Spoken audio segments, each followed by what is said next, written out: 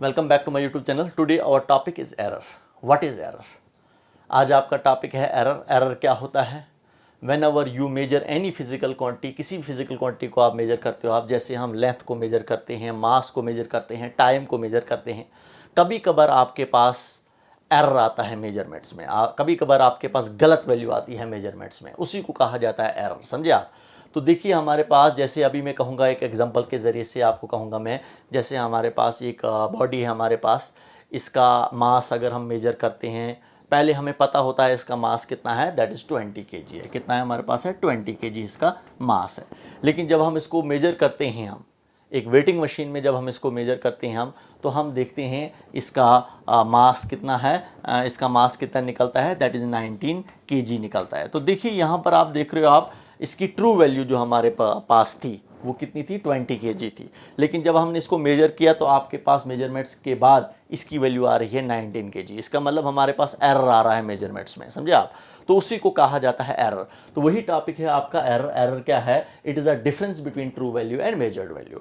तो ये अगर आपने एरर निकालना होगा, किसी भी फिजिकल क्वांटिटी का एरर निकालना होगा, जब आप उसको मेजर करते हो आप, तो आपको ट्रू वैल्यू में से मेजर्ड वैल्यू निकालना पड़ेगा। तो देखिए यहाँ पर हमारे पास ट्रू वैल्यू हमारे पास क्या है, 20 kg है। यहाँ पर अगर मैंने एरर निकालना होगा, अब एरर निकालना होगा तो true value minus measured value. True value हमारे पास कितनी है इसकी, इसको हमने जब हमें एक्चुअल में पता है इसकी वैल्यू कितनी है, इसका वेट, इसका मास कितना है, हमें पता है इसका मास कितना है, दैट इज़ 20 kg है। लेकिन जब आप इसको मेजर करते हो आपको इसका मास 20 kg नहीं निकलता है, आपको इसका मास 19 kg निकलता है। तो 20 में से 19 हम निकाल देंगे तो 1 kg हमारे पास क्या आ रहा है, एरर आ रहा है। तो ये हमारे पास एरर आ रहा है। इसका मतलब हमारे पास ट्रू वैल्यू आपको नहीं निकल रही है, इसका मतलब कोई आपके पास गलत वैल्यू आ रही है इसकी मेजरमेंट्स के दौरान, और गलत वैल्यू कितनी आ रही है, दैट इज़ 1 kg आ रही है। तो जब भी आप एक किसी फिजिकल क्वांटिटी को आप मेजर करते हो, आप वहां पर अगर आपके पास एरर आता है, तो वो अगर एरर निकालना चाहोगे आप कितना एरर आता है, तो आपको ट्रू वैल्यू में से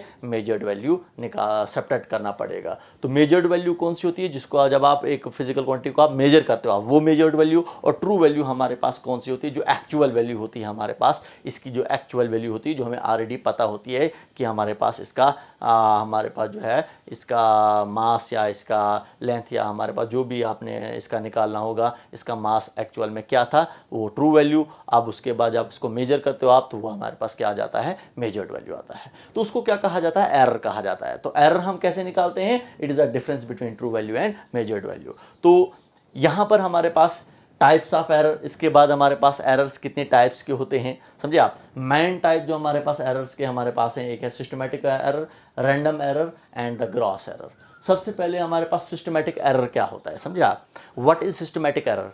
N error whose cause is known. वो एरर्स जिनके काज का हमें पता होता है कि ये एरर किसकी वजह से आ रहे हैं, समझे आप? उन्हीं को कहा जाता है, that is known as systematic error. वही लिखा मैंने, हुज काजेज इज नोन, जिनके काजेज का हमें पता होता है कि ये एरर किसकी वजह से आ रहे हैं, समझे आप? हालांकि इनकी अभी टाइप्स भी पढ़ेंगे हम नीचे कि सिस्टमैटिक एरर्स में हमारे पास कितने टाइप्स होते हैं। जैसे हमारे पास सिस्टमैटिक एरर्स में आता है, हमारे पास इंस्ट्रूमेंटल एरर आता है, पर्सनल एरर आता है, क्लाइमेटिक एरर आता है, समझे आप? तो वो एरर, उन एरर्स का हमें पता होता है ये एरर किसकी वजह से आ रहे हैं। जब भी आप एक फिजिकल क्वांटिटी को आप मेजर करते हो आप, तो हमें ऑलरेडी पता होता है कि अगर हमारे पास गलत वैल्यू आ रही है, ये गलत वैल्यू किसकी वजह से आ रही है, वो अगर हमें पता होता है तो वो हमें सिस्टमैटिक एरर्स में उसको हम सिस्टमैटिक एरर कहते हैं। जिन एरर्स का हमें पता होता है कि अगर हमारे पास गलत वैल्यू आ रही है तो वो किसकी वजह से आ रही है, उसी को कहा जाता है, that is known as systematic error. इसके बाद हमारे पास आता है gross error. What is gross error? Cause of such errors are not known accurately. हमारे पास these are the errors whose causes are not accurately known.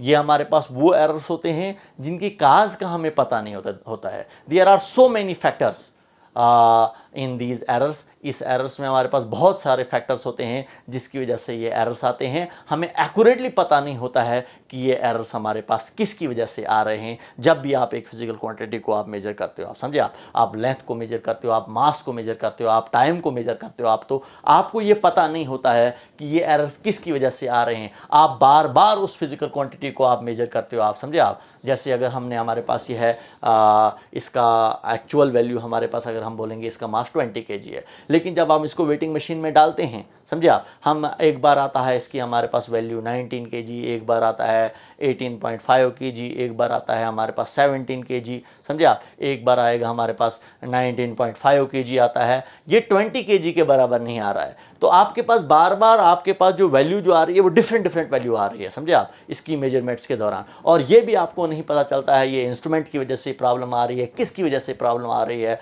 तो उसको क्या कहा जाता है, that is known as random error कहा जाता है। तो रैंडम एरर्स में हमारे पास काज का पता ही नहीं होता है ये एरर्स किसकी वजह से आते हैं, इसीलिए इसको कहा जाता है चांस एरर भी इसको कहा जाता है। ये एरर जो हमारे पास, इन एरर्स को चांस एरर्स भी कहा जाता है। ये बाई चांस होते हैं, हमें पता ही नहीं चलता ये एरर्स किसकी वजह से आते हैं।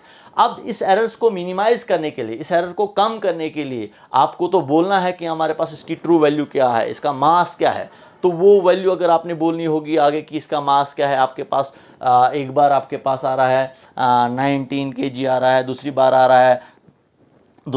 रहा है आपके पास 19.5 kg, तीसरी बार आ रहा है आपके पास 18.5 kg, चौथी बार आ रहा है 18 kg आ रहा है आपके पास। तो 2-4-5 बार आप इस फिजिकल क्वांटिटी को आप मेजर करते हो, आपके पास जो है वो वैल्यू नहीं आ रही है। तो this error can be minimised by taking the arithmetic mean of all the measured physical quantities. अब अगर हमने इस एरर को मिनिमाइज करना होगा, कम करना होगा, समझे आप, तो हम क्या करते हैं, हम इन एरर्स का अर्थमेटिक मीन ले लेते हैं हम, और वो अर्थमेटिक मीन जो होगा उसी को कहा जाएगा अभी हमारे पास ट्रू वैल्यू है हमारे पास इसकी। अगर अब हमारे पास हमें इसकी 20 kg तो हमें पता है इसकी 20 kg इसकी ट्रू वैल्यू है, लेकिन हमारे पास बार बार इनकी वैल्यू जो है वो डिफरेंट आ रही है। इसका मतलब हमने ये आपके पास मेजर्ड वैल्यूज आ रही हैं, हमें इन मेजर्ड वैल्यूज का क्या निकालना पड़ेगा, मीन निकालना पड़ेगा। तो मीन क्या होता है, sum of observation, 19 plus 19.5 plus 18.5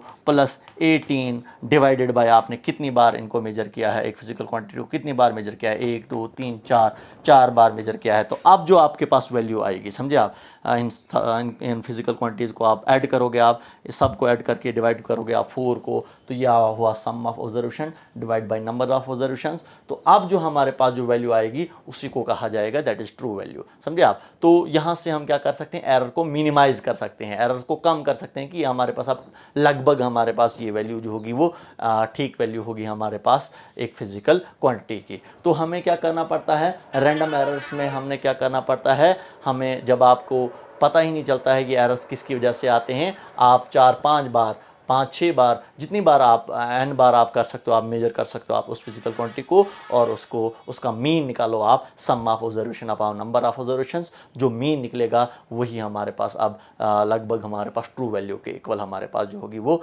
आपके पास वो वैल्यू होगी। तो उसको मिनिमाइज करने के लिए हम ऐसा करते हैं, हम क्या निकालते हैं, हम अर्थमेटिक मीन निकालते हैं रैंडम एरर्स को कम करने के लिए, समझे आप। इसके बाद आता है आपके पास ग्रॉस एरर। ग्रॉस एरर क्या होता है, तो देखिए ग्रॉस एरर्स क्या होता है, it is due to the carelessness of an observers की केयरलेसनेस की वजह से हमारे पास जो एरर्स आते हैं। केयरलेसनेस का मतलब होता है ये कि वो अलर्ट नहीं होता है, समझे आप। वो ड्यूरिंग रिकॉर्डिंग, जब वो ऑब्जर्वेशंस को रिकॉर्ड करता है, जैसे वो एक फिजिकल क्वांटिटी को मेजर करता है, तो रिकॉर्डिंग के दौरान वो केयरलेस होता है, वो गलत वैल्यू लिखता है, समझे आप। जब उसने रिकॉर्ड करना होता है ऑब्जर्वेशंस को, मेजरमेंट जो भी मेजरमेंट उसने फिजिकल क्वांटिटी की होगी, जैसे हमारे पास हमने एक रॉड की लेंथ को मेजर किया, वहाँ पर मेजरमेंट्स के दौरान आपके पास आ रहा है 18.5, समझे आप, लेकिन आप केयरलेस हो। ऑब्जर्वर होता है मेजरमेंट करने वाला, समझे आप, रिकॉर्ड करने वाला, समझे आप। तो अगर आपके पास इस रॉड की लेंथ, अगर हम बोलेंगे ये रॉड है हमारे पास है, कोई एक रॉड है, उसकी लेंथ हमारे पास उसने मेजर किया, उसकी लेंथ आती है 18.5, लेकिन वो रिकॉर्ड जब कर रहा है वो 18.4 ही लिख रहा है, क्योंकि वो केयरलेस है, वो अच्छे तरीके से नहीं लिख रहा है, वो केयरलेस, उसके केयरलेसनेस की वजह से हमारे पास क्या आ रहा है, एरर आ रहा है। तो उसको क्या कहा जाता है, वो हमारे पास किस में आ रहा है, आता है वो ग्रॉस एरर में आता है। तो ग्रॉस एरर को मिनिमाइज करने के लिए हमें क्या करना पड़ेगा, ऑब्जर्वर्स को अलर्ट रहना पड़ेगा, ऑब्जर्वर्स का माइंड वहीं पर रहना चाहिए। जब वो रिकॉर्ड करता है, किसी भी ऑब्जर्वेशंस को रिकॉर्ड करता है, तो उसका माइंड वहीं पर रहना चाहिए, तभी जाकर ये एरर जो है वो मिनिमाइज हो सकता है। तो इसी को कहा जाता है, that is known as gross error कहा जाता है। इसके बाद मैंने आपको कहा कि जो हमारे पास सिस्टमैटिक एरर्स हमारे पास होते हैं, मैंने कहा सिस्टमैटिक एरर्स हमारे पास वो एरर्स होते हैं जिनकी काज का हमें पता होता है। तो सिस्टमैटिक एरर्स की टाइप्स पर अगर हम जाएंगे तो पहला हमारे पास आता है that is instrumental error. Instrumental error, तो इंस्ट्रूमेंटल एरर किसकी वजह से आता है? It is due to faulty instrument. Faulty instrument की वजह से अगर हमारे पास ये एरर आ रहा है तो जिसको उसको क्या कहा जाता है? इंस्ट्रूमेंटल एरर कहा जाता है। इंस्ट्रूमेंट क्या होता है? एक डिवाइस होता है जिसके ज़रिए से आप एक फिजिकल क्वांटिटी को आप मेजर करते हो। आप अगर उसी डिवाइस में हमारे पास एरर आ रहा है, उसी डिवाइस की वजह से एरर आ रहा है, समझे आप, तो हम उसको क्या कहेंगे? That is instrumental error. क्योंकि ये सिस्टमैटिक एरर्स में आता है, हमें पता होता है ये एरर किसकी वजह से आ रहा है। तो पहला हमारे पास इसमें आता है दैट इज इंस्ट्रूमेंटल एरर। ये इंस्ट्रूमेंट की वजह से हमारे पास आ रहा है। फॉल्ट, इंस्ट्रूमेंट्स के फॉल्ट होने की वजह से, उसमें कोई फॉल्ट है, उसके डिज़ाइन में कोई फॉल्ट है, उसकी वजह से एरर आ रहा है, तो उसको क्या कहा जाता है? That is known as instrumental error कहा जाता है। इसकी एग्जांपल आपको दूंगा मैं, जैसे हमारे पास जो है वोल्ट मीटर होता है, वोल्ट मीटर के जरिए से हम पोटेंशियल डिफरेंस को मेजर करते हैं। इसी तरीके से एमीटर होता है, एमीटर के जरिए से आप करंट को मेजर करते हो। आप अगर आपके वोल्ट मीटर या एमीटर में ही फॉल्ट होगा, समझे आप, तो हम जब वोल्ट मीटर के जरिए से अगर पोटेंशियल डिफरेंस मेजर करोगे आप, तो आपका पोटेंशियल डिफरेंस में कि उसकी वैल्यू में एरर आएगा, वो गलत वैल्यू देगा आपको। उसी तरीके से अगर आपके पास एमीटर है जिसके जरिए से हम करंट को मेजर करते हैं, अगर एमीटर में ही फॉल्ट है तो हमारे पास वो जो करंट हम मेजर करेंगे, उस करंट मेजरमेंट, करंट के मेजरमेंट्स के दौरान भी आपके पास एरर आएगा, आपको गलत वैल्यू देगा वो। तो वो एरर हमारे पास किस में आ जाता है? वो इंस्ट्रूमेंटल एरर में आता है। ये हमारे पास फॉल्टी इंस्ट्रूमेंट की वजह से होता है। इसके बाद हमारे पास नेक्स्ट वन जो हमारे पास होता है, दूसरा हमारे पास इसी सिस्टमैटिक एरर्स की दूसरी टाइप अगर हम बोलेंगे, that is your personal error. Personal error, personal error हमारे पास किसकी वजह से होता है? It is due to inexperience observer. Inexperience observer, inexperience observer है।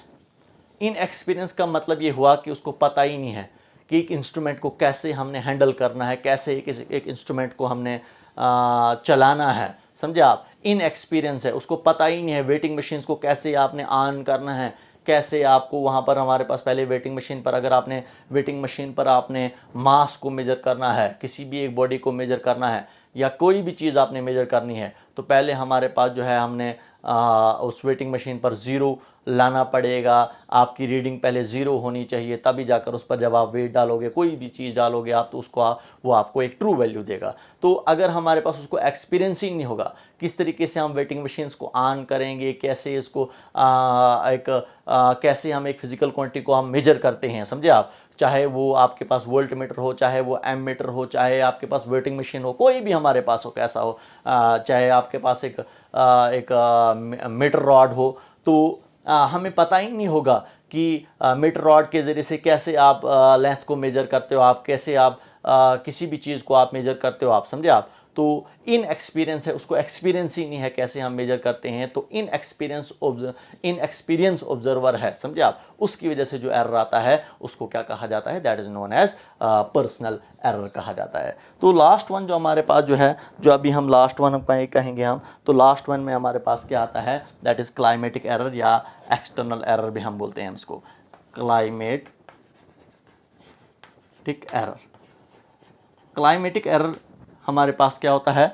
It is due to change in climate, that is temperature, pressure etcetera.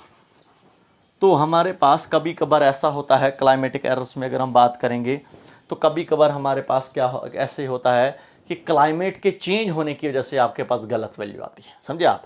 Climate change हो जाता है, तो क्लाइमेट चेंज होने की वजह से हमारे पास एरर आता है। तो और जैसे हमारे पास क्लाइमेट के चेंज होने में हमारे पास, जैसे हमारे पास टेम्परेचर चेंज होगा, प्रेशर चेंज होगा, ह्यूमिडिटी चेंज हो जाती है, तो ये चीज़ें जब चेंज हो जाती हैं तो उसकी वजह से हमारे पास, आपके पास ट्रू वैल्यू नहीं निकलती है, आपके पास गलत वैल्यू आ जाती है, एरर आ जाता है। तो उसका एरर को क्या कहा जाता है? That is known as climate error, या इसको एक्सटर्नल अफेयर्स भी हम बोलते हैं, एक्सटर्नल एरर्स भी हम बोलते हैं, समझे आप। तो इस एरर्स की वजह से हमारे पास इसकी वजह से, इन फैक्टर्स की वजह से जो एरर आता है उसको क्या कहा जाता है? That is known as climatic error कहा जाता है। इसकी एग्जांपल आपको दूंगा मैं, जैसे हमारे पास ओम्स लॉ हम पढ़ते हैं, हम ओम्स लॉ में हम पढ़ते हैं, जब ओम्स लॉ की आप स्टेटमेंट पढ़ते हो आप, it states that if physical conditions remain same, that is temperature, pressure, हमारे पास एक मेटालिक कंडक्टर का अगर हमारे पास सेम रहता है, then potential difference is directly proportional to electric current, तब जाकर हमारे पास पोटेंशियल डिफरेंस जो होता है वो directly proportional to electric current होता है। और उसमें हमारे पास तब जाकर हमारे पास पोटेंशियल डिफरेंस और करंट के बीच में जो ग्राफ बनता है वो एक स्ट्रेट लाइन शो करता है। वहाँ पर हमारे पास ये शो होता है कि when ever potential difference increases, current also increases. तो वहाँ पर हम पढ़ते हैं जब भी आप पोटेंशियल डिफरेंस को इंक्रीज करोगे, आप करंट भी इंक्रीज होगी, तभी जाकर हमारे पास ये ग्राफ आपका एक स्ट्रेट लाइन शो होता है। तो एक मेटालिक कंडक्टर में अगर टेम्परेचर, प्रेशर कांस्टेंट रहता है, सेम रहता है, समझे आप, तभी जाकर हमारे पास पोटेंशियल डिफरेंस जो होता है वो डायरेक्ट प्रोपोर्शनल टू करंट होता है। आप वोल्टेज के साथ साथ, पोटेंशियल डिफरेंस क्या होता है? वोल्टेज के साथ साथ हमारे पास करंट भी बढ़ती है। अगर हमारे पास क्लाइमेटिक चेंज होगी, समझे आप, अगर हमारे पास टेम्परेचर, प्रेशर सेम नहीं रहेगा, क्योंकि स्टेटमेंट ही हमें ये कहती है कि अगर फिजिकल कंडीशन हमारे पास सेम रहेगी, टेम्परेचर, प्रेशर सेम रहेगा, तभी जाकर हमारा पोटेंशियल डिफरेंस जो हमारे पास डायरेक्ट प्रोपोर्शनल इलेक्ट्रिक करंट रहता है। अगर हमारे पास फिजिकल कंडीशन सेम नहीं रहेगी, टेम्परेचर, प्रेशर चेंज होगा, तो उस टाइम हमारे पास potential difference directly proportional to electric current नहीं होगा, एरर आएगा, गलत वैल्यू आएगी। तो उस टाइम हमारे पास जो है वोल्टेज और करंट के बीच में ग्राफ जो है वो स्ट्रेट लाइन शो नहीं होगा। अगर हमारे पास टेम्परेचर और प्रेशर में हमारे पास वेरी करेगा, टेम्परेचर, प्रेशर वेरी करेगा, किसका? एक मेटालिक कंडक्टर का, और हमारे पास उस टाइम हमारे पास जो करंट और वोल्टेज के बीच में ग्राफ जो आपका बनेगा वो स्ट्रेट लाइन नहीं बनेगा। करंट और वोल्टेज डायरेक्टली प्रोपोर्शनल नहीं होंगे, वोल्टेज के साथ साथ करंट नहीं बढ़ेगी, एरर आएगा आपके पास। हमारे पास जो है, कभी हमारे पास करंट ज़्यादा हो जाएगी, कभी वोल्टेज ज़्यादा हो जाएगी, तो आपका एक स्ट्रेट लाइन नहीं बनेगा, एरर आएगा। तो इस एरर को हम क्लाइमेटिक एरर कह सकते हैं, समझे आप। ये क्लाइमेट चेंज होने की वजह से एरर आता है। तो ये हमारे पास कुछ एरर्स थे, व्हाट इज़ एरर, और उसकी हमने टाइप्स पढ़ी, हमारे पास एरर्स की टाइप्स भी हमने पढ़ा। Okay, good.